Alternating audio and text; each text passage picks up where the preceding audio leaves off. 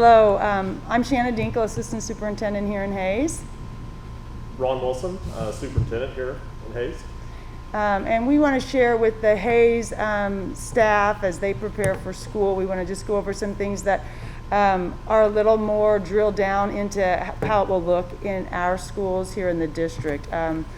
Dr. Harris and Jason Kennedy will have shared already some information with you, hopefully, about the virus itself, and a lot of what they shared is what we use to help draft the plan and put in place some of the guidelines that we will be using to operate schools as safe as possible as we start the 2020-21 school year.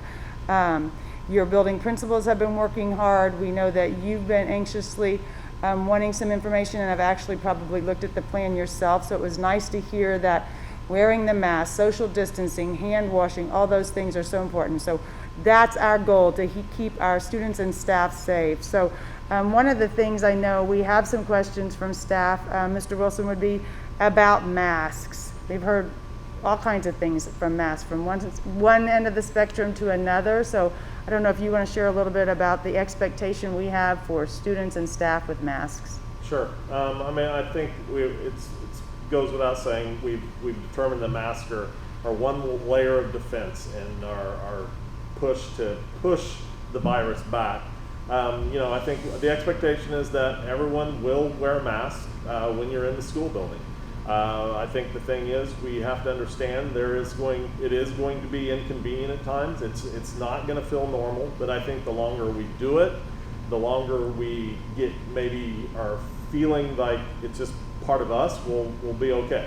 And so there is going to be times where maybe as an instructor, a teacher, where you might need to remove the mask because maybe a student is not hearing something correctly, and you might need to drop it real quickly and project what you need to say.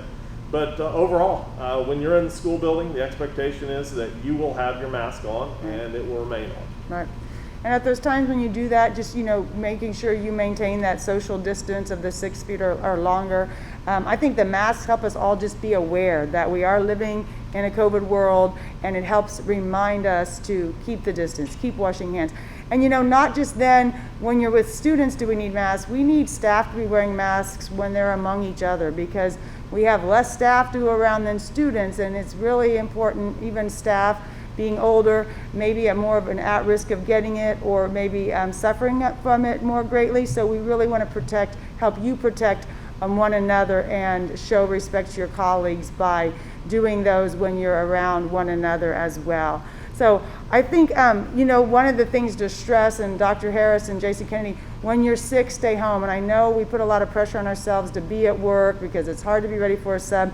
And honestly, there may be times we can't find a sub, but that's not on you. You have to stay home when you're not feeling well. And even as teachers and staff with our students, there are times where kids are stressed to be gone. They don't want to be gone. They don't want to miss. They don't want to be punished. They don't want to not be able to catch up. Grades are important. Scholarships could be on the line at the high school. But we really have to give grace to our students and families and respect that they're staying home because they're sick. Kind of goes against everything we've been doing to try to give attendance awards and make sure kids are in school and all of that. But we do have the tools in place to be able to have students attend remotely. We have a lot of things in place to help work with kids. So I know grace is a big thing that we will give staff. Staff need to give one another, but we also need to extend to our students and our families. I know that's one of your big 3 words that you'll be talking about. Yes, Mr. Wilson. I'll share once again, patience, flexibility, and grace is going to be the 3 probably most important words as we go through this process, as we try to understand exactly how this is going to make our school feel different this year. And it's just going to be so important that you understand that we are here to support you. Things will have to be adjusted from time to time, and we'll make those adjustments if needed. And that's where we were going to require your patience and flexibility and grace, because our best interests are in support of you as well as our students and what we can do to keep everyone safe and healthy. We're fortunate enough in our school buildings to have nurses on staff, and so they can be a first go-to. But it goes back to letting doctors be doctors, which we heard from Jason Kennedy and Dr. Harris.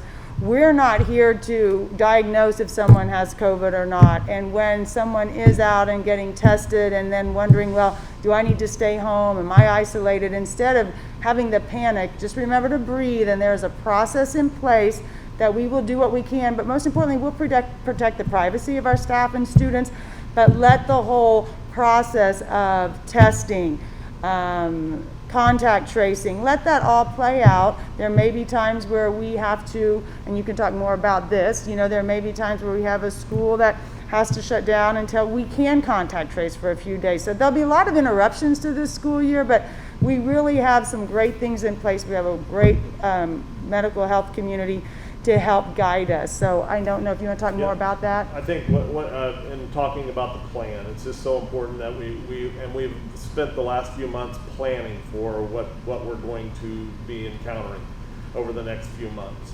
The plan that we've put in place is that we will be meeting with Dr. Harris and Jason Kennedy every Tuesday morning to discuss the metrics that are going on in our community. We'll look at a number of factors in making determinations of where we are as a school community and what that means in terms of being able to continue with what we're maybe currently in. Right. We'll make those decisions. We'll give everyone plenty of time to make adjustments because depending upon the situation, most of those adjustments, if we meet on Tuesday morning, most likely will be made for the following week, knowing what our metrics are. And we'll give everyone time to make any kind of major adjustment if needed. I mentioned our nurses will be sharing with staff at the individual buildings as we get ready to come back and reopen for the 2021 school year. They'll talk about, one of these symptoms, or if you have two of these symptoms, they'll give you a flow chart as to how to know whether you should stay home or when you should be tested. So we have some of those guidelines for staff as well as for families because they will have the same questions. And we have identified a COVID contact person for families and students who will be their go-to to help work through the process, as well as we will have one identified through our human resource department who will be the contact for our staff. So there'll be one main contact person who can really make sure we have the consistent, accurate information and that everybody's on the same page as we work through some of these different situations. So I did want to mention that. I know a lot has been spent, a lot of thought has been also how we keep the environment safe with cleaning and what's going to be used in that regard. So I know that the custodial staff will probably be speaking with every building and working with their admin to share that during these days of in-service, but I don't know if there's anything else you'd like to add. I think I would like to add, in terms of our custodial and our cleaning experience, we've spent a considerable amount of time in planning and preparing for the school year. We will be engaging in some new cleaning equipment that will be utilized to keep our environments clean, maybe healthier. I think I would ask that the staff please once again give our custodial crew some patience, flexibility, and grace as they work through this situation and trying to figure out exactly how they can best serve staff and students in the school. Yes, and the executive order from the governor is part of our plan in that we will be asking staff to take temperature, do a health check every morning. We ask that you do it at home. We'll create a QR code that takes you to a form where you can submit that, yes, you've checked your temperature, you've checked yourself for symptoms. If you forget on your way to work because things are crazy, you'll be able to then do it when you arrive at school, just like we will be taking temperatures of students at the beginning of each day. So that's one of the items in the order. Another is the mask, which we are talking about, as well as some of the other measures that we have in our plan. So we have aligned that with the order from the governor. And I think that's what we have to support and we have to follow. I know there is a mask mandate here in Hayes, which goes to the end of August. Whether that gets extended or not, I don't really know. But we'll be following the executive order, which goes until September 15th. I'm sure we'll hear if that's going to get extended in terms of the requirements for the face mask. But once again, that's what we're going to follow, and that's what the expectation is. And you know, another big piece, and we heard this from Dr. Harris and Jason Kennedy, is washing hands, sanitizing. In the executive order, it talks at regular intervals throughout the day, or at least once every hour. And hand sanitizer is great, but nothing is better than soap and water and getting those hands cleaned as often as possible. We heard that the risk of getting the virus through a surface or by papers is very little to none, but again, to even make that zero would be frequent hand washing, frequent hand sanitizing, so that you can stay healthy. And also just to emphasize the social distancing. Yes. That's very important. It's going to be very difficult at times to social distance within our schools, but just make every attempt you can to keep kids separated with masks on and make it a safe environment. Yeah, and you know, that's really going to take everybody's efforts to hold each other accountable. I know hallways can be crowded, so as feasible as how it's outlined in our plans. But going back to the masks, there will be some exceptions to masks, whether that's staff or students, but there are forms. It has to be signed off by a medical doctor that we would allow someone to not have a mask. And so those people will be identified, or they'll know who they are. But other than those people, we do have to just regulate ourselves as adults and or make sure students in hallways are social distancing and wearing that mask when they're among their peers. Okay, I guess anything else? We've covered a lot of, or just, I guess, reiterated some of the things that were spoke about earlier so that we know what it will look like in our schools. I think maybe just to talk a little bit about airflow, I think it's important that we utilize what's in our classrooms in terms of creating airflow, but in listening to Dr. Harris and Jason Kennedy, they did a good job of explaining that it is not an airborne virus. It's really droplets that drop onto surfaces that maybe we touch and put it into our mouth, eyes, or nose that causes the spread of the virus. So although airflow is important, no one is in more danger because if you don't feel like you have adequate airflow. We'll do everything we can to provide as much airflow as possible, but once again, it is a virus that stays within a small area. Yeah. And you know, we talked about the contact tracing and all that. There were a lot of questions and how we're going to let that process play out. But as teachers, we will have assigned seats. We will ask that we, at least if we have a positive case, we can help tell whoever needs to know who that student may have had a close contact with, or be close enough to be considered a close contact. So all those things will help keep yourself safe and our students safe. And I'm really excited to start this school year. I think just that flexibility and being able to pivot, be agile, I don't know what the word is, but we're going to start August 26th. I don't know what day 2 will look like, but we'll be ready no matter what. And again, if we as the adults can model the calm, the being flexible, being able to work through together, and give grace to one another and our students, then I think that's the main goal of the year, is just to really model that and help lead that by example for our kids and families. It's been a long time since we've had kids in schools. Very excited to get everyone back.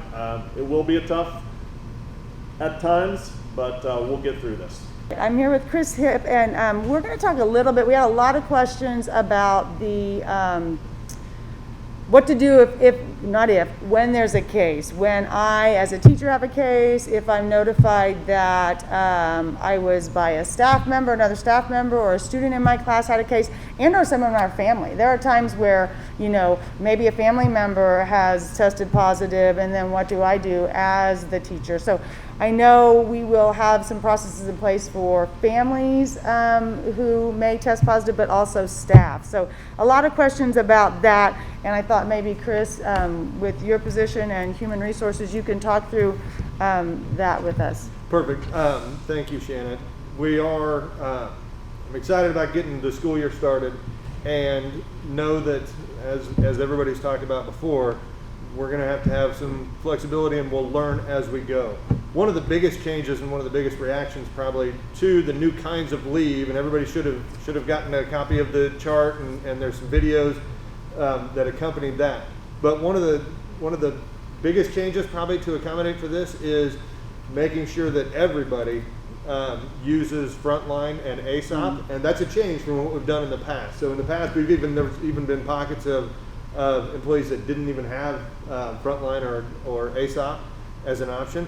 So everybody will have Frontline, and everybody will have to put leaves in, and so that's everybody from administration to custodial to buses and transportation staff, everybody. Rule 10 coaches. Rule 10 coaches. Even if you don't need a sub, I guess is the question. Even if you don't need a sub, you're gonna have a Frontline and ASOP account, and you're gonna have to put your leaves in there, and because that's where those 4 new kinds of COVID leave live. Okay. And so every kind of leave has to go through there, because we will actually have to report to the feds the differences and all of the different COVID leaves that are in place. Okay. And so, as we talked about in the video when the chart came out, there's 4 different kinds of COVID leave.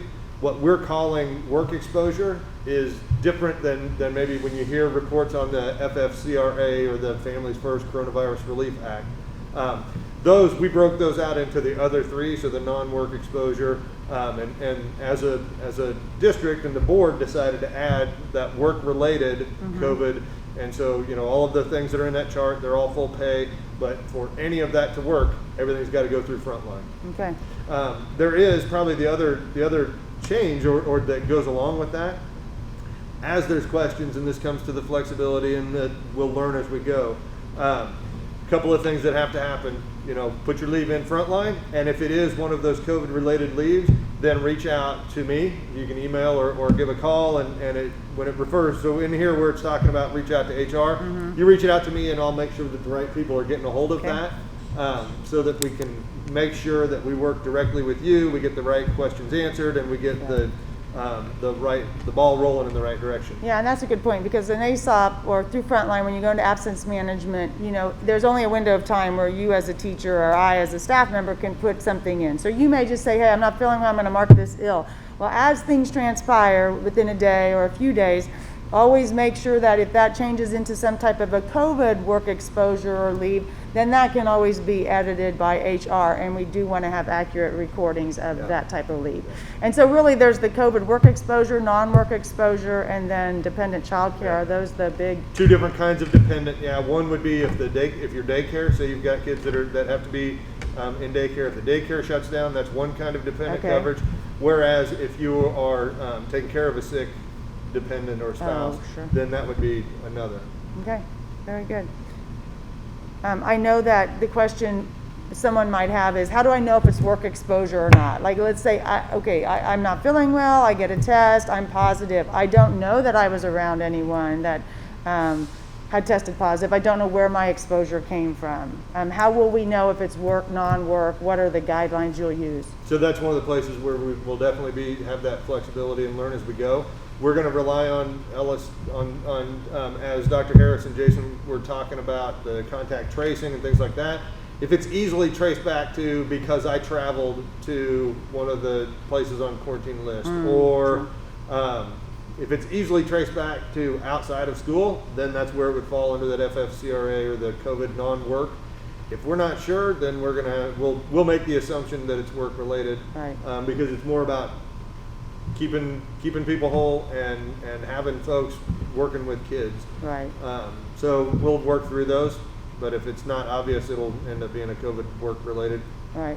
And HR, in your department, you're not really going to make these calls. I mean, right, this is what we have to remember, I think, as we work through this, is it's not our call to make. We need to let the local health professionals, first of all, determine if it's a positive test, and then the health department steps in. We may even have to reach out to the Kansas Department of Health. Right. But again, it's on an as-to-know basis. If you're someone who needs to quarantine, you will be asked. The person who tested positive will be in isolation. But we should all be monitoring our symptoms. I mean, that's just something we need to continue to do. So I don't know if you want to talk a little bit about how that will work, or what you see your role versus it playing out. Really, exactly what you said. We'll work with anybody who may think they need to fall into one of these categories, and we'll work with county health or with their health provider as far as, you know, if you, bottom line, if you're told you need to quarantine, and Right. then we'll work you through one of these 4 Yeah. COVID types of leave. And if you don't know, then talk to your local health provider or call, you know, even Aetna has telehealth. I mean, I know we didn't talk about that earlier, Jason Kennedy and Dr. Harris, but there are some great options with Aetna and some great resources with our health insurance providers. So tap into those resources. But even if you yourself or a family member goes in to be tested, I know this is a question. So, you know, when you're tested, you have to isolate because, you know, you're being tested for a reason. You're not going to go out amongst the masses for the next couple of days until you find out your results. So I know that person will be asked to isolate. Yeah. I would suggest if you don't know if your family should, then again, check with the health professional. Check with whoever you ran your test to say, okay, should my family also stay until the results are known, or are they okay until the results come back in? So again, we won't make those calls. We will ask them to reach Yeah. out to health providers. And really, the chart is almost more of a flow chart or decision tree, because it will loop around a lot. You know, say I'm not sure, I don't feel good, I decide I want to go take a test, or I knew somebody who knew somebody and I want to go get tested. Well, that's not necessarily a reason not to come to work. Right. Until your health provider says, no, you took a test, now you have to be Right. out 2 days. Right. Or you have to be out 10 days, or you have to be out 14 days, or whatever it is. So it will kind of loop around, and wherever it lands out, and that's where we'll work together as we're going through. However it lands out, we'll make sure that we get the right spot for it. Good. And you emphasize the front line, the absence management. If anyone's not been in there before, I know we took new teachers through it, but you know, people who just get an email saying, hey, now you have an account. If they need any help, they can contact HR, I assume. Absolutely, yeah. And we've got a video series, I think, that was put together last year to help with that setup as we started doing some different things, I've heard. So Okay. we'll make sure that those get out too. And I know Jessica Rowe has been, as the lead nurse, putting some information together. We will actually have a 2020-21 school year banner across the USD 489 web page, and it should be on all the building websites as well. And when you click on that, there'll be a staff resource page and then a student, family, parent resource page. So on that staff resource page, that's where we would have the mask exemption form for staff. That's where we'll have kind of the flow chart of how are you feeling? Should you know whether you should go to work or not? It'll have who you would contact with any of these cases or questions about COVID. I'm trying to think of some of the other information that I know Jessica Rowe has put together, worked with some local physicians and our nursing staff. I know one of the things that we're working on is that whole staff self-check.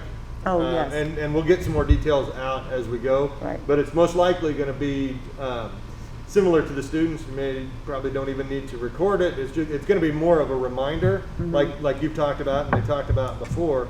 If you don't feel well, don't come in. Right. So you shouldn't. I mean, if you get to work and you have a fever, well, you're going to have to turn around and go home. But it's more about those other symptoms and stuff too. Right. So that detail, we've tried to find a company that could actually do it with an app on your phone, right. And for the cost, what we're going to get out of it, they really haven't been what we want, and so we're working on the details there. Yeah, I think the idea of using a Office 365 forms, kind of like a Google survey, and then providing a QR code, and we could have those on doors when staff come in as a reminder, and then just we'll have thermometers in buildings, take your temperature, check off the other things, and then again, that's accountability, and we're all practicing modeling, checking our health daily. If you're not feeling well, again, this is my big thing. Temperatures don't just occur overnight though. So again, monitor your health throughout the day. If you start not feeling well, maybe go take your temperature again. All those types of things. Be smart about that throughout the day as well. Don't hang on one more hour because you need to get that class in. Right. Make sure that you're reacting quickly. Right. Yeah. Yep. So we'll get the ultimate goal, and what's taking a little longer is we want to make it as easy as possible. And so we'll get those details out here just ASAP. Okay, and then we'll house everything. Like I said, there'll be a district staff page also that has all this information housed that we send out in emails or go over at our in-service days. So, Okay. all right, stay healthy. Thank you all. Very good.